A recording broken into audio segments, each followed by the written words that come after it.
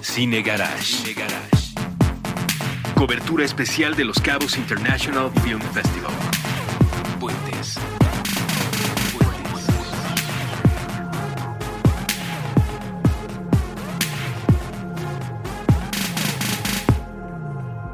Hola, muy buenas, yo soy Eric Estrada, les doy la más cordial de las bienvenidas a este episodio especial del Festival Internacional de Cine de Los Cabos 2017, en el que más que otra cosa, porque el festival tiene muchísimas propuestas, tuvo muchísimas actividades, cayó Nicole Kidman ahí de manera sorpresiva.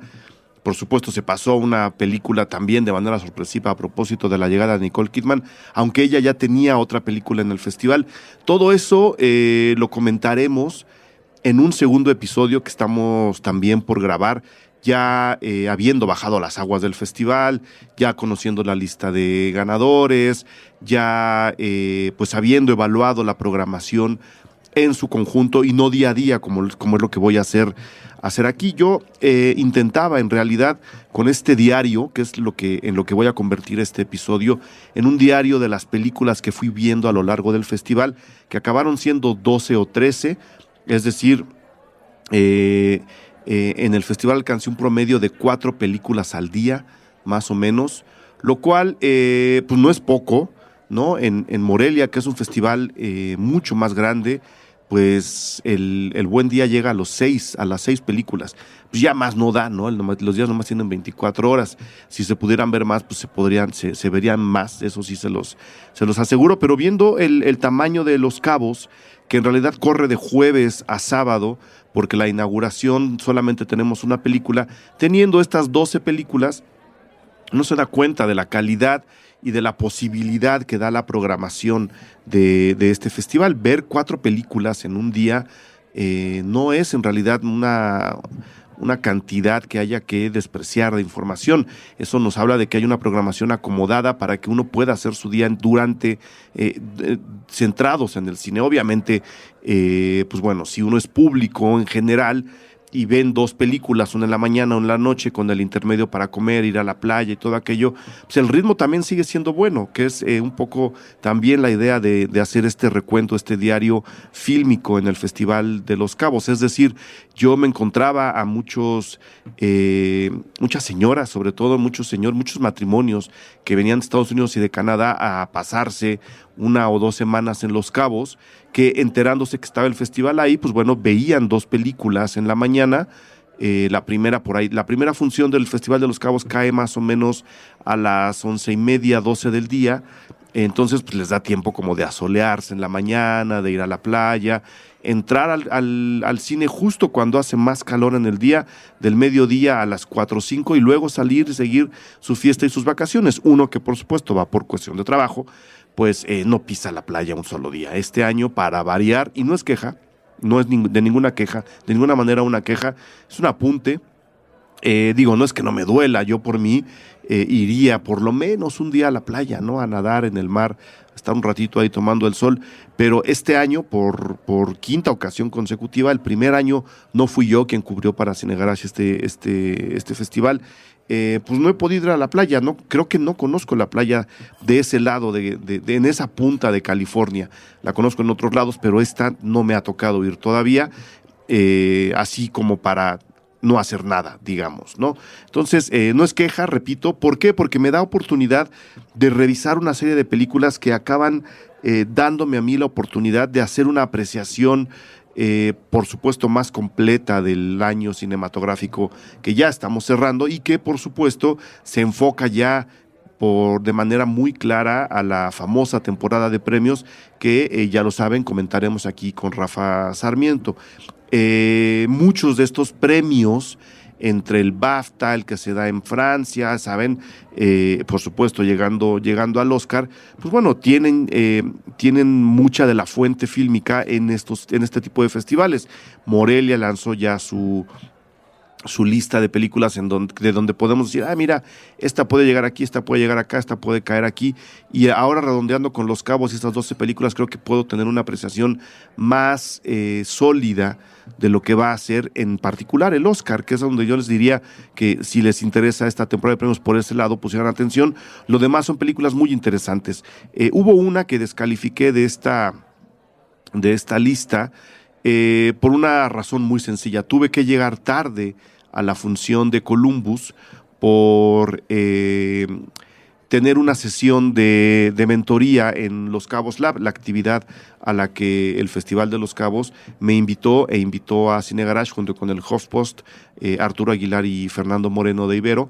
Entonces, a la hora de estar platicando y tener esta sesión, yo llegué tarde a Columbus. Entonces, aunque no me estaba gustando mucho, que podría ser en realidad el pretexto para sacarla de mi lista de lo visto en Los Cabos, tampoco es tan terrible. Simplemente la película la vi demasiado ensombrecida por sí misma. Era una película extremadamente solemne, que se notaba que quería hacerlo. Es decir, se le veía un poco la intención de llevarnos justo al lugar en donde yo me ubiqué en los primeros 5 minutos. Tampoco es que haya llegado yo tan tarde. Entonces, se le veía la pretensión a la película, se le notaba este peso puesto muy a propósito en los personajes, ya saben, para dar este tono cansino, este tono melancólico, este tono medio en el que los personajes ni gritan ni se quedan callados. Y ese tipo de películas a mí ya no me gustan. Entonces, Columbus salió, sí, porque no me gustó, pero también porque no vi los primeros 10 minutos de la película. Entonces, siendo justos, la vamos a dejar ahí. Fuera de eso, repito, mi lista de películas, y espero obviamente iremos sacando las críticas de todas estas que les voy a decir ahora, las iremos sacando poco a poco. No me voy a esperar a los estrenos porque desgraciadamente varias de estas, podría decir que más de la mitad, no van a tener estreno en México. Entonces, a pesar de eso, y también como un complemento a este propio episodio de Cine Garage, irán saliendo las críticas de cada una de estas películas para que ustedes las comparen por separado y por supuesto para que tengan una visión más amplia de mi propia opinión sobre las películas. Aquí iremos con comentarios mucho más fugaces, ¿no? A manera de guía, por si se las encuentran por ahí, por si están en otro festival donde la van a pasar, que lo dudo mucho, especialmente ya en México. En Estados Unidos esto es más probable. A lo mejor en España, que nos escuchan por allá, también las cachan en algún festival o tienen un estreno real como el que no va a pasar acá, o acaba estrenando antes. Entonces aquí este diario es también una pequeña guía de más o menos cómo está el asunto. Otra cosa que les iba a decir, estaba yo tratando de copiarle a Ernesto Díez Martínez la mecánica de estas son las películas que viene el festival, de la que menos me gustó a la que más me gustó. Eso habría sido ideal si lo hubiera visto el festival conmigo, lo haría con él. Como no pienso robarle la idea tan descaradamente, la guardo y la almacenamos para que en un festival donde coincidamos, hagamos ese ejercicio en un episodio. Entonces tampoco las voy a acomodar, simplemente es más o menos el orden en el que la vi. Lo que sí me acuerdo son los días. Entonces empezaríamos con La Batalla de los Sexos, o The Battle of the Sexes, de Jonathan Dayton y Valerie Faris, que son ya viejos conocidos nuestros. Yo creo que pues sí, su Pequeña Miss Sunshine, que fue la película con la que se presentaron al mundo después de haber hecho videos musicales para los Red Hot Chili Peppers, para Travis, para The Offspring, los coloca en un nivel muy interesante en qué tipo, sobre todo en el cine independiente, que quiere contar historias diferentes, ¿no? O que quiere contar historias de manera diferente. Eso lo demostraron, repito, muy bien con Pequeña Miss Sunshine. Luego tienen Ruby Sparks, que tampoco es mala película. A mí me gustó mucho Ruby Sparks, también de estos dos muchachos. Y ahora el Festival Internacional de Cine de Los Cabos eligió a La Batalla de los Sexos, de Jonathan Dayton y Valerie Faris, para inaugurar su edición 2017. Yo creo, habiendo estado en la gala de inauguración, viendo la reacción de la gente, viendo cómo se estaba generando ahí los comentarios durante la proyección, yo creo que fue una muy buena elección para abrir este festival, por varias razones. Número uno, es una película entretenida, no es ninguna película deslumbrante, no quiere serlo. Es una película muy, muy media en ese sentido, no es una película de éxtasis cinematográfico, incluso ni siquiera de aventurarse en lo cinematográfico como sí lo tiene esta pareja en sus dos películas anteriores. En ese aspecto podríamos decir que es una película más convencional, especialmente porque por primera vez en la historia de estos dos directores están dirigiendo una ficción basada en un hecho real. La película es protagonizada por Emma Stone y por Steve Carell, así a grandes rasgos. Obviamente hay muchos más personajes, todos muy importantes. Sarah Silverman lo hace muy bien, pero Emma Stone interpreta a Billie Jean King, una tenista que en los años 70 pues tenía el nivel para ganar todo tipo de campeonatos, una campeona en todos los sentidos, y Steve Carell interpreta a Bobby Riggs, un tenista un poco más mayor, también muy bueno, también campeón, también de primer nivel, que en algún momento de una pequeña trama publicitaria, también, repito, todo esto ubicado en los años 70, alrededor del tenis, una disputa, digamos, a la que Bobby Riggs le ve mucho potencial de mercado. Acaban estos dos al final, Billie Jean King y Bobby Riggs, enfrentados por insistencia de Bobby Riggs en un partido de tenis en donde en teoría se va a demostrar que los hombres juegan mejor que las mujeres o que son mejores deportistas, pues porque son más veloces, porque son más fuertes, todo el rollo que se nos ha dicho siempre, la gran mentira del poder físico del hombre. Aclarémoslo, los poderes físicos de hombres y mujeres son distintos, ninguno es mejor, ninguno es peor.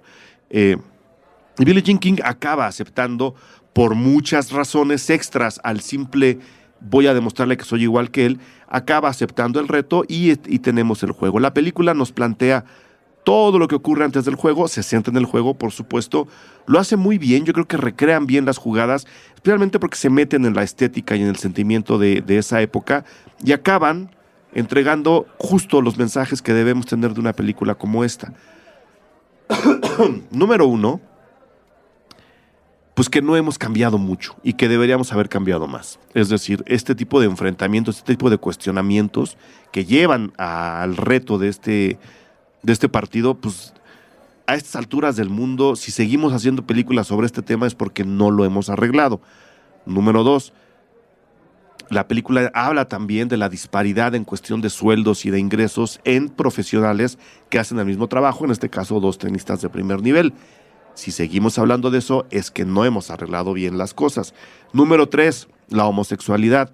Si algún personaje puede llegar a ser calificado como anormal o como inferior por sus preferencias sexuales, y seguimos hablando de eso en este tipo de películas, es que no hemos arreglado el problema. Y la película hace justo eso, de una manera muy divertida, nos habla de todo esto, nos deja ver a una Emma Stone que probablemente esté nominada nuevamente al Oscar, nos deja ver a un Steve Carell bastante detestable, lo cual es bueno para su carrera, y dejó a la gente el día de la inauguración en un estado de ánimo muy de plática. Obviamente la película no entrega las respuestas, aunque las sugiere, ¿no? El hecho de que debemos mejorar, de que debemos de dar el cambio, y dejó a todo mundo muy bien acomodado para platicar en lo que después fue la fiesta de inauguración del Festival de Los Cabos. Entonces, creo que fue una muy buena elección, creo que lo hicieron muy bien, y al día siguiente prácticamente abrí con Thelma, la película de Joachim Trier, también un viejo conocido nuestro, que resulta ser la película que Noruega propone a la Academia de Estados Unidos para ser considerada en los premios Oscar, que no es un problema, un detalle menor, ya lo ha platicado Rafa Sarmiento en estos mismos micrófonos, porque es una película que prácticamente es de género, es una película muy de terror, es una película muy de despiste, o sea, no es una película tan académica como uno quisiera hacer, aunque sí hay una búsqueda estética muy importante en la película. Y lo que está contando Joachim Trier, que es coescritor del guión con Eskil Vogt, es la historia de una chica Y de hecho, a ustedes les va a recordar, lo platicábamos en alguna de las mesas o de las sobremesas en Los Cabos, les va a recordar un poco la historia de Carrie y les va a recordar un poco la historia de Raw, la misma Voraz. Y también les va a recordar un par de películas ahora les doy el dato, de exorcismos que estaban ambas ambientadas en el mismo caso de una supuesta posesión demoníaca, nada más que una se movía más hacia el lado dramático documental y la otra iba directo a donde estaba digamos, el tuétano del cine de terror. Le estoy hablando del exorcismo de Emily Rose, una película que en su momento dirigió Scott Derrickson con Laura Linney y Jennifer Carpenter, que era la poseída. La historia también se parece un poco.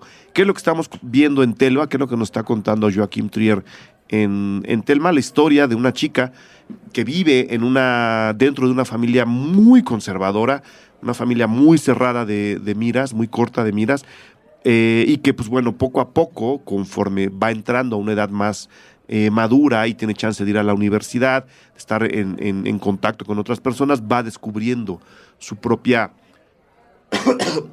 vida sexual, pero conforme descubre esta vida sexual y en la contradicción con lo que le han enseñado, se desata en ella un poder que podríamos llamar telequinético, que podríamos llamar un poder estilo Eleven en Stranger Things, en donde tiene una fuerza en la que puede afectar a los demás de alguna forma. Entonces, en esta lucha, en el quiero, puedo, en el quiero irme para allá, pero me han educado de otra forma, Thelma se acaba involucrando en sí misma, entre sus poderes, lo que puede provocar con ellos y lo que hay en sus alrededores. Entonces acaba viendo escenas bastante terroríficas, acaba viendo escenas que también a mí me llevaron al Exorcista, en donde pues, se somete a Thelma a una serie de estudios científicos para tratar de ver qué es lo que le pasa, como ocurría justo en El Exorcista. Entonces la película va jugando en esos dos lados, en ser una película muy real, muy dramática, muy de me estoy encontrando a mí misma y quiero amar a quien yo quiera,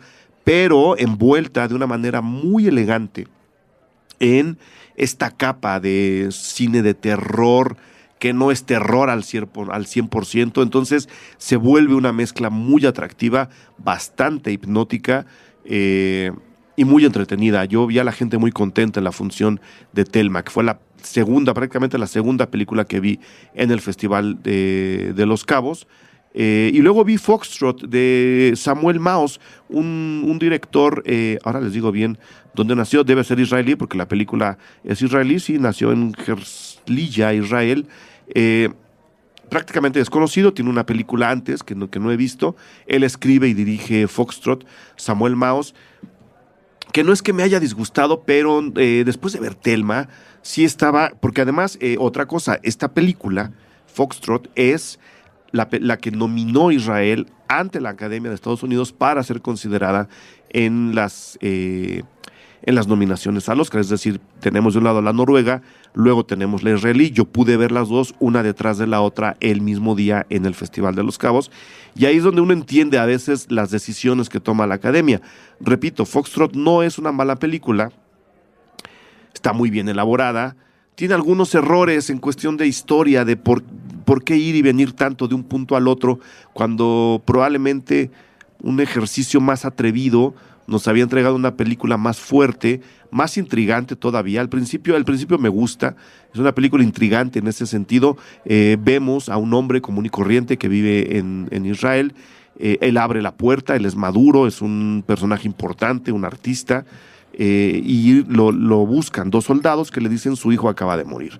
Pero antes de decírselo, pues prácticamente someten a la esposa, la drogan, la sedan, para que ella esté tranquila, y toda la plática que ocurre después es con este hombre, con Michael Feldman se llama el personaje, para tratar de llevar y de ayudarlo a sobrellevar su duelo. Y la película muestra ahí una cámara bastante interesante, sí, repito, ahí sí atrevida, muy volátil, que quiere construir una cierta atmósfera de descontrol, que lo consigue, pero que luego, al empezar a dar sus giros en la historia, lo que deberían ser supuestas sorpresas, se nos acaba desinflando. Y a la hora de desinflarse, el único recurso que le queda a la propia película es meter todavía más el dedo en la herida del señor Michael Feldman, con todo lo que va pasando. Entonces, y lo comentaba yo también en las sobremesas de Los Cabos, se acaba convirtiendo en una película muy azotada, una película que va a hacer sufrir a sus personajes en el primer momento, no va a esperar la mejor ocasión para hacerlo, o no va a construir la atmósfera necesaria para hacerlo, ni va a buscar tampoco la mejor manera de hacerlo, simplemente lo va a hacer. Entonces, se nos acaba volviendo una película hasta cierto punto obvia y desgraciadamente previsible. Cuando empezamos a ver algunos aspectos de la vida del hijo que está muerto, que por supuesto presentará también giros en la historia, uno dice, híjole, es que si estoy pasando por aquí y veo pasar esto, creo que ya sé lo que le puede ocurrir a este muchacho o a los que están con él o a su propio padre. Entonces, desde ese punto de vista, sí, la película se vuelve previsible y creo que contando la historia que cuenta y como la quiere contar, ser previsible sí es prácticamente lo peor que le puede pasar a una película. Entonces, si pueden, véanla, se llama Foxtrot. Muy bien fotografiada, hay mucha idea de repente en los encuadres, hay una búsqueda ahí, no muy aventurada, repito, la película está un poco amarrada, pero hay una búsqueda, ¿no? Le están poniendo la cámara en lugares donde creen que les va a entregar algo extra, pero sí, ese afán de azotarse y de sufrir y hacernos sufrir viendo a los que sufren es un poco demasiado, ¿no? Incluso para un duelo, que es como comienza la película, incluso para un desenlace como el que tiene la película, que repito, ya se veía venir unos 15, 20 minutos antes, floja, ¿no? Inconsistente le vamos a llamar a Foxtrot de Samuel Maus, que fue, sí, prácticamente en ese orden estoy llevando las películas. Después tuve la gran suerte, ahí sí, de ver a la última película de Craig Gillespie, la más reciente, que se llama Yo, Tonya o I, Tonya, la película en la que Margot Robbie interpreta a Tonya Harding, esta patinadora que en los años 80 causó sensación en el mundo por varias razones. Número uno, era muy buena, hacía cosas que las demás patinadoras simplemente no podían hacer. Número dos, no era la típica patinadora de hielo para las Olimpiadas. Y esto le da a la película un toque crítico muy interesante porque se mete en terrenos en donde normalmente los Estados Unidos se sienten muy cómodos y al sentirse muy cómodos acaban siendo muy vulnerables porque las deficiencias de este tipo de cosas saltan a la primera ocasión. A Tonya Harding se le acusaba y mucha gente se lo dijo, varios jueces se lo llegaron a decir, tú no eres la imagen que queremos promover para el patinaje artístico. Era una chica de una ciudad de estas del famoso centro de Estados Unidos, en donde no pasa nada, mal educada, hija de una mujer que puso en ella todo el deseo de ella misma para convertirse en alguien, en este caso en patinadora, pero al mismo tiempo puso también sus frustraciones. La madre también es una persona que no está educada, igual que el padre. Entonces, esto acaba generando una personalidad muy contradictoria, que por un lado sigue todos los puntos que se nos han dicho hay que seguir para llegar al éxito, pero que por el otro tampoco tiene las herramientas para hacerlo, que es una de las enormes contradicciones que el sistema americano presenta en estos días, entre los y digamos uno de los resultados del enfado de esta contradicción es justo ver cómo personajes como Donald Trump acaban llegando a la presidencia, ¿no? El enorme fastidio y enojo en el que vivía Tonya Harding genera en ella una sensación y una nueva frustración gigantesca, ¿no? Que la hace explotar contra el mundo en la primera oportunidad. Y ella era una de las campeonas de Estados Unidos, incluso contra el deseo de Estados Unidos, en el patinaje artístico. Pues bueno, Tonya Harding en algún momento se tiene que enfrentar o medir, digamos, tiene que medir fuerzas con otra patinadora, que esa sí cumple, digamos, con todos los puntos necesarios, y estoy entrecomillando, para convertirse en la imagen que Estados Unidos quiere promover a través del patinaje artístico, especialmente en unos Juegos Olímpicos. Esta otra patinadora era Nancy Kerrigan. En algún momento,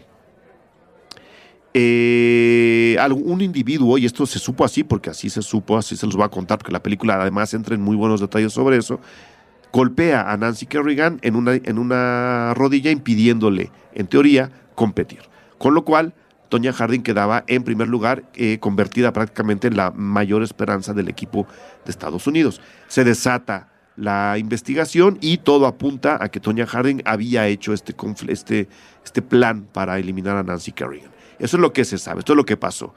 La película detalla esto de una forma muy interesante. No solo porque recrea los hechos a partir de entrevistas, a partir de datos reales, y nos deja muy bien informados de cómo pasaron las cosas, sino que al mismo tiempo retrata a este Estados Unidos del centro, del Estados Unidos profundo, inculto, rabioso, ¿no? Cerrado, que no alcanza a ver más allá de sus narices, y al mismo tiempo dibuja el lado humano de Tonya Harding, algo que hasta ahora, habiéndose contado esta historia tantas veces, muy pocos documentales habían tomado en cuenta.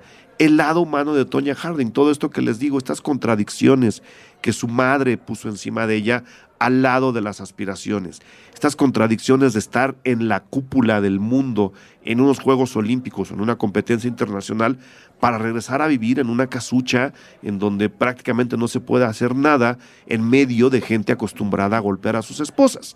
¿No? Entonces, la película, por supuesto, ayudada del talento de Margot Robbie y del gran reparto, el reparto es muy bueno, nos muestra este otro lado humano en el que uno dice, quizá no era tan monstruo como nosotros creíamos. Tonya Harding quizá no estaba tan llena de rabia de la mala, quizás su rabia estaba justificada. Creo que es un momento para entenderla, y la película cuenta esas historias, cuenta ese enfoque, y creo que lo hace de una manera estupenda. Entonces, me hizo muy feliz ver la película de Gillespie, me hizo muy feliz ver Yo, Tonya, porque pues uno, repito, llena huecos, y pues se vuelve una película mucho, mucho más interesante de lo que parece en realidad. Ojo, hay dos casos ya verídicos en lo que les he contado en mi paso por Los Cabos. Está la historia de la Batalla de los Sexos, está la historia de Yo, Tonya. Luego vi A Ghost Story, qué bonita película de David Lowery. Prácticamente indescriptible. Lowery digamos que construyó su carrera hacia la dirección a través de trabajar como editor, es decir, de mover, aunque sea en cortometrajes o en series de cortometrajes, de mover los tiempos de las películas para empezar a generar ciertas atmósferas, ciertos sentimientos, ciertas sensaciones y ciertas emociones. Tiene por ahí el ejercicio Shadowboxing, tiene Bat Fever. Él mismo edita A Ghost Story, que es esta película de la que les estoy hablando.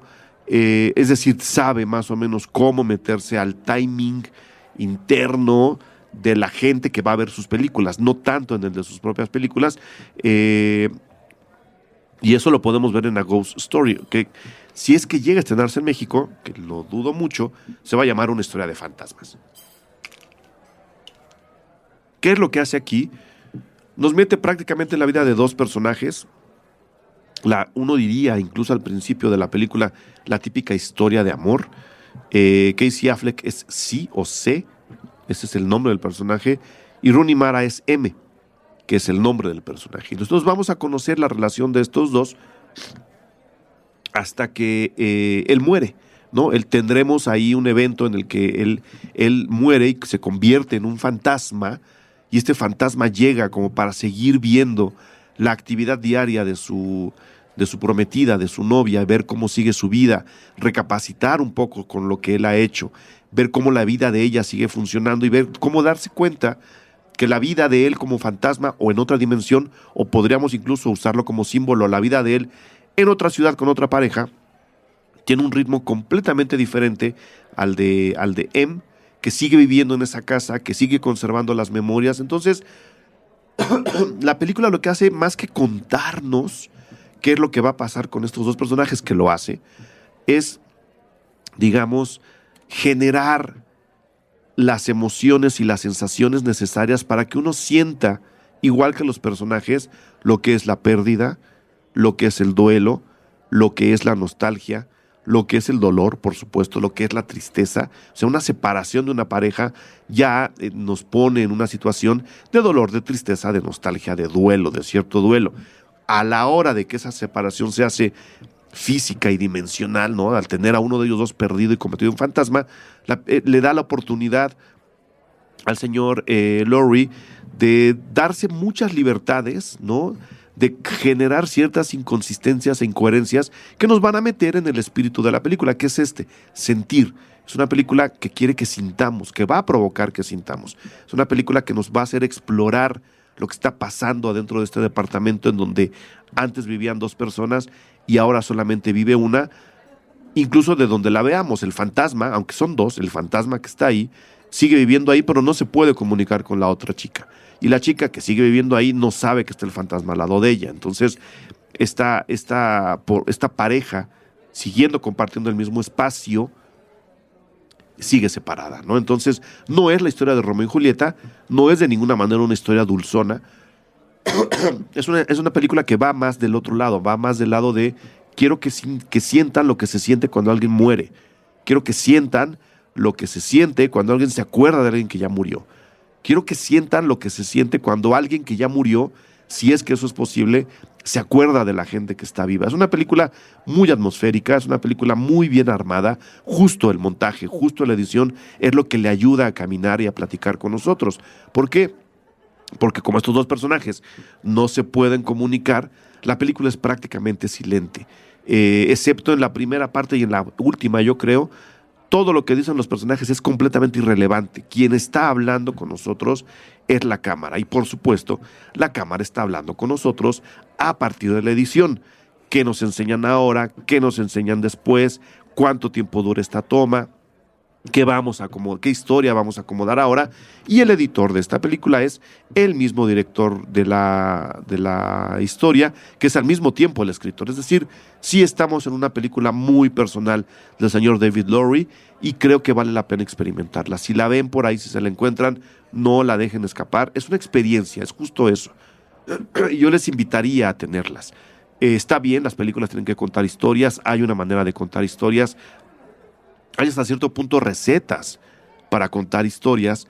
Esta va por el otro lado, teniendo la palabra historia en su nombre, lo que quiere es que nos movamos al otro lado, ¿no? Que empecemos a sentir, que la historia se haga internamente, a veces sin que nos demos cuenta. Pues bueno, vi a Ghost Story y me gustó mucho. Luego, creo que eso ya fue al siguiente día, creo que fue la película con la que empecé. Lo que sería ya el viernes, un documental de Austin Peters, nadie trascendente en realidad hasta ahora. El documental en sí como documental tampoco es tan propositivo, tampoco es tan aventurero, ya lo habíamos dicho con otra película, no está arriesgando nada el documental, en realidad formalmente es plano, formalmente es poco propositivo, muy formulaico, ¿no? Está bien armado, pero pues es como de receta. Si uno va y compra cómo hacer un documental sobre un concierto en el mundo, pues las instrucciones van a ser muy fáciles. Y ahí es donde se mete Austin Peters. Pero el evento que retrata Give Me Future, Major Lazer in Cuba, es realmente fenomenal. Y el nombre lo dice todo. Give Me Future o Denme Futuro, Major Lazer en Cuba. Lo que está haciendo el documental es eso. Contar la historia de los preparativos y la ejecución de este grupo de música electrónica, de DJs bailarinas, ya saben, Diplo, todo el asunto, en La Habana, y que se acaba convirtiendo en el primer espectáculo internacional de primer nivel, además, ¿no? Que no es, como dicen en el propio documental, no es un show de bailarines de ballet clásico ruso de no sé cuántos, no es tampoco un espectáculo folclórico de música popular en no sé dónde. Es un evento realmente internacional, muy contemporáneo, ¿no? Creo que ahora no hay nada más contemporáneo que Major Lazer, de primer nivel, que viene con, digamos, al 100%, y que ocurre en un país que apenas está queriendo salir del bloqueo impuesto por los Estados Unidos sobre su economía y en consecuencia sobre su vida diaria. Y el documental es eso, nos presenta, sí, desde la semana anterior al concierto, pero diciéndonos, este preparativo viene desde 14 meses atrás, lo que se hace para montar el espectáculo de Major Lazer en el centro de La Habana, además. Ahí en lo que era la embajada de Estados Unidos, tienen un frente antiimperialista, como le llaman, convertido en una plaza para eventos culturales, donde se hacen justo todo tipo de conciertos. Entonces, el concepto se elabora ahí y el documental sobrevive dentro de su planicie de forma, sobrevive por el propio hecho histórico, por ver a estos personajes queriendo tocar ante un montón de gente que no tenía idea quiénes eran ellos hasta hace un par de años, quizá, ¿no? En una isla que está acostumbrada a la poca información, a que el gobierno lo dicte todo, en una isla que además le gusta vivir, que le gusta sentir, que le gusta la música, con un grupo que curiosamente pertenece a la zona, es un grupo caribeño, Major Lazer, hagamos este triángulo, ya lo saben, Miami, Jamaica, que está recogiendo mucha de la música tradicional, incluso del área del Caribe, para convertirlo en algo mucho más diferente y sí, muy distinto en el sonido, pero que está, por supuesto, debajo está todo estos ritmos caribeños y esta música popular, y ver la emoción con la que la gente recibe a Major Lazer, ver la emoción que ellos necesitan sacar, recoger este primer punto de apertura en la historia de Cuba, resulta realmente emocionante. Le gana, por supuesto, el evento a lo que es formalmente el documental, pero vale muchísimo la pena ver las reacciones, ver la oportunidad además y el deseo de Major Lazer de tocar ahí, ver las razones que nos da, ver la emoción que le genera a él también. Creo que es ahí donde está la gran aportación del documental. Hablando de documentales, tenemos Witkin y Witkin, que seguramente tendrá su estreno en México, porque dirige Trisha Sif, el hombre que vio demasiado es su documental anterior, lo tuvimos en el Festival de Morelia, lo tuvimos en cartelera, y Witkin lo que hace es a recoger la historia de Joel Peter Witkin y Jerome Witkin, pintor y fotógrafo, hermanos gemelos, idénticos, que en algún momento, bueno, eso lo cuenta el documental, no lo voy a contar yo, pero nos cuenta cómo se va desarrollando la obra de cada uno de estos dos personajes, hermanos gemelos, uno hace pintura, el otro hace fotografía, y se mete, ¿no?, en los procesos creativos de estas dos mentes que en apariencia están funcionando de manera distinta, pero que, por supuesto, el famoso mito de la conexión entre los gemelos se acaba manifestando y acaban conectados mucho más incluso de lo que ellos quisieran. Un documental muy interesante que afortunadamente del cual no se puede decir mucho porque les echo a perder varias de las sorpresas que Trisha Sif acomoda muy bien en el documental, como las tenía el hombre que vio demasiado. No por ser documental la historia va a carecer o de un clímax o de varios clímax, y va a carecer por supuesto de sorpresas. Y esta historia de Witkin y Witkin está completamente llena de sorpresas a partir de la relación entre estos dos hermanos, que es una relación dolorosa pero al mismo tiempo amorosa, que es una relación de seres separados pero que en realidad nunca lo están, y que es una relación que nos lleva a entender al arte contemporáneo, que nos lleva a disfrutar de ese arte y que nos lleva a ver que probablemente el arte no es todo lo que nos habían dicho en las escuelas, que podemos ir más allá y que tenemos, por supuesto, que abrir las fronteras, que es justo lo que el trabajo, yo creo, de estos dos señores ha hecho a lo largo de su vida. Entonces, no dejen de ver Witkin y Witkin cuando le estrenen en México. Luego, tuvimos la función de Camino a Marte, la nueva película de Humberto Hinojosa Scariz, que lleva una carrera muy, muy interesante, y en Camino a Marte, que además seguro se estrena muy, muy poco,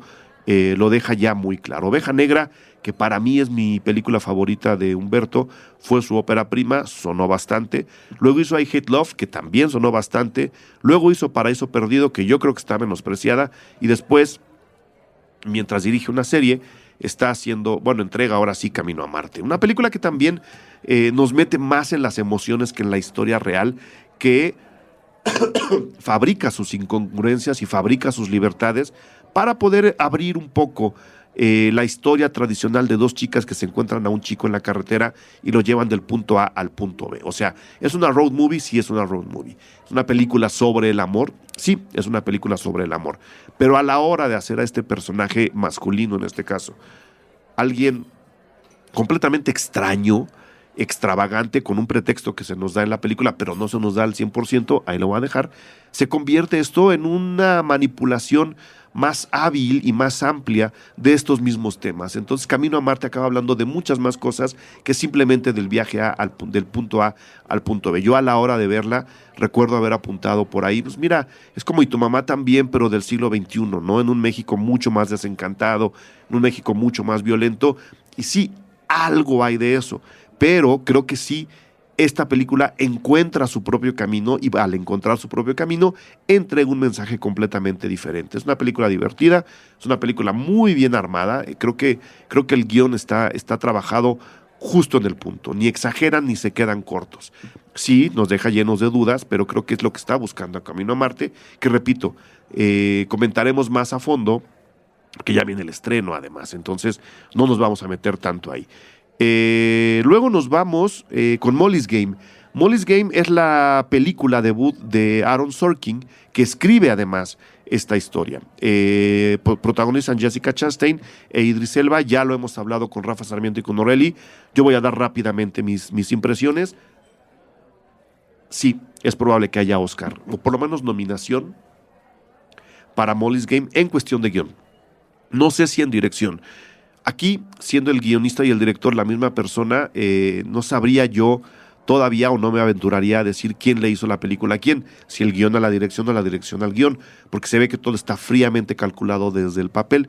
Nos cuenta la historia de una chica, Molly Bloom, que tal cual se ve enredada en el mundo ultra masculino, pedante, macho alfa, tiránico del póker, y ella acaba elaborando su propio sistema de juegos y de apuestas de póker para poder ganarse la vida, porque se le ha negado la posibilidad de ganarse la vida en otros aspectos. Ella dejó de estudiar leyes por una razón que verán en la película, que tiene que ver con este sistema masculino de, a ver, tú solo puedes hacer esto, tú solo puedes hacer esto. No de una manera tan clara, pero digamos que se le fue orillando de esa forma. Y lo interesante de la película, contada muy al estilo de la red social, es que nos va diciendo justo eso, como en el caso de Molly, esta mujer fue orillada por el sistema masculino, ¿no? Por el sistema del falo imperial, a hacer cosas que a lo mejor no quería hacer, o a dejar de hacer otras que sí quería hacer, y cómo ella, a pesar de haber cumplido con esas leyes y de haber llegado a la cima, sigue siendo señalada, sigue siendo atacada y se sigue haciendo lo posible para bajarla del pedestal que ella misma se ha construido. Es una película muy rápida. Siendo una película de Aaron Sorkin, es una película llena de diálogos, lo cual de repente abruma un poco, pero, de nuevo, acuérdense de la red social, este ir y venir, ¿no? Del caso al juicio, este ir y venir del presente al pasado, le da una velocidad muy peculiar, le da un interés muy fino, ¿no? No estamos viendo esto por morbo, estamos viéndolo porque poco a poco se nos va desvelando la personalidad real de Molly, y también se va dejando ver la avaricia ultramasculina del sistema que va persiguiendo a la propia Molly. Esta es probable que sí se estrene en México, pero se los digo desde ahora, es muy probable que se estrene ya entrados los premios Oscar o las nominaciones al Oscar. Va a estar en México por ahí de enero, febrero, pero ya en el Festival de los Cabos la pudimos ver. Por eso se les dice, muchachos, dense la vuelta a los festivales, si están cerca o si pueden ir, dense vuelta a los festivales y adelántenle un poco a la cartelera y acaban viendo otro tipo de cosas. Mi festival acabó cerrando con How to Talk to Get Out Paris, la nueva película de John Cameron Mitchell, basada además en un cuento de Neil Gaiman. Ya no voy a decir más, ¿no? Si dirige John Cameron Mitchell basado en un cuento de Gaiman, ya deberíamos estar interesadísimos en lo que nos está contando esta película. Lo voy a decir muy claro porque, no muy claro, lo voy a dar a manera de lista porque después de Hedwig and the Angry Inch, de Short Bus, de Los Secretos del Corazón, esta película se vuelve un poco peculiar en la carrera de John Cameron Mitchell, excepto porque es su propio mecanismo, o sea, plantear la historia, decirnos que va a ser descabellada y lanzarse al abismo. Así es How to Talk to Girls at Paris, que cuenta la historia en la Inglaterra de los punks. De hecho, la película ocurre en la ceremonia del jubileo de la reina, justo cuando los Sex Pistols dan el famoso concierto en el bote, en el Támesis, ¿no? Mientras la reina estaba del otro lado, que luego acaban siendo perseguidos por la policía y todo aquello, este gran grito de rebeldía en contra de la monarquía.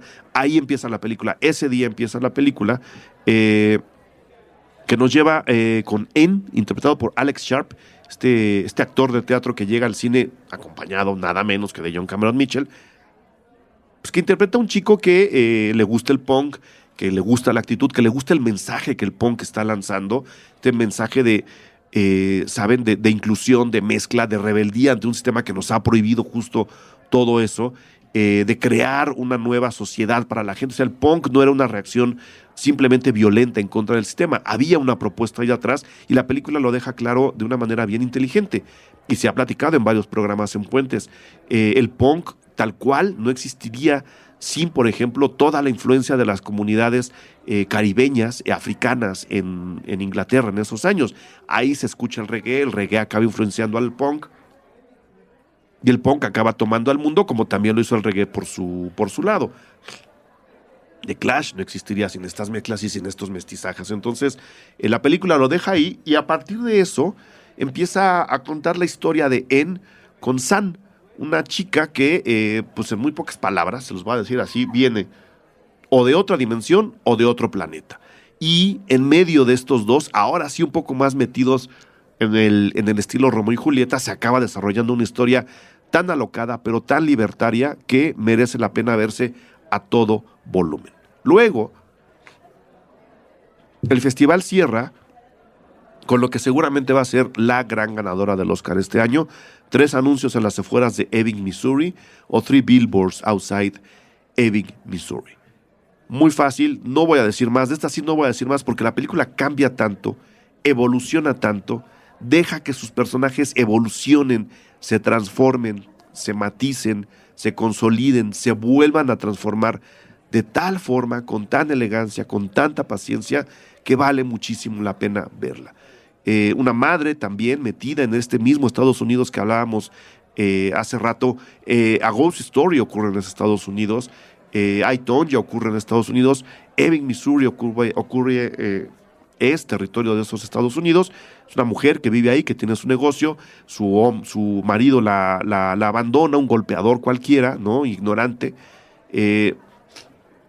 En algún momento su hija es violada mientras está muriendo, ¿no? Y ante la nula respuesta de la policía del lugar, la señora esta coloca 3 anuncios, 3 espectaculares en la entrada de su pueblo, que es Ebbing, Missouri, en donde dice: mi hija fue violada mientras moría, no ha habido ningún arresto, no ha habido ningún arresto, ¿en dónde está el sheriff del condado, ¿no? ¿Qué es lo que están haciendo? Y a partir de ahí, por supuesto, se desarrolla un drama bien interesante, muy profundo, muy humano, estupendamente escrito por Martin McDonagh, que es el director también de la película, que creo que es la mejor característica de la película, es tremendamente humana, viendo cómo mucha gente acaba poniéndose del lado del poder, es decir, de la policía que no ha investigado, antes que el lado de la gente atacada. Se vuelve muy profunda, se vuelve bien, bien interesante. Nada más para cerrar, Escondidos en Brujas o en Brujas, ¿se acuerdan de aquella película que fue del 2008? con Colin Farrell, pues bueno, fue escrita por este mismo señor. 7 psicópatas, ¿se acuerdan de aquella locura que tuvimos en el 2012? Pues bueno, también es de Martin McDonagh. Esa fue la película con la que cerró Los Cabos. Se las recomiendo mucho. Esa es probable que si llegue a México. Todavía no tengo los datos. Vamos a rezar para que así sea. Este fue el diario cinematográfico de Erixtra durante el Festival Internacional de Cine de Los Cabos. Los espero en el siguiente capítulo, en donde vamos a hacer un recuento ya más platicado, con más gente, con más invitados, y en donde les vamos a contar también lo que ocurrió en Los Cabos Lab, que es este ejercicio que el festival propuso para encontrar nuevos críticos de cine. Si todo va bien, tendremos aquí al jurado en pleno de Los Cabos Lab, pero también tendremos apreciaciones, digamos, generales sobre el festival. Los dejo hasta aquí. Esas son las películas que vi. Ojalá se las encuentren, ojalá lleguen a México. Nos vemos pronto. Cine Garage. Cobertura especial de Los Cabos International Film Festival.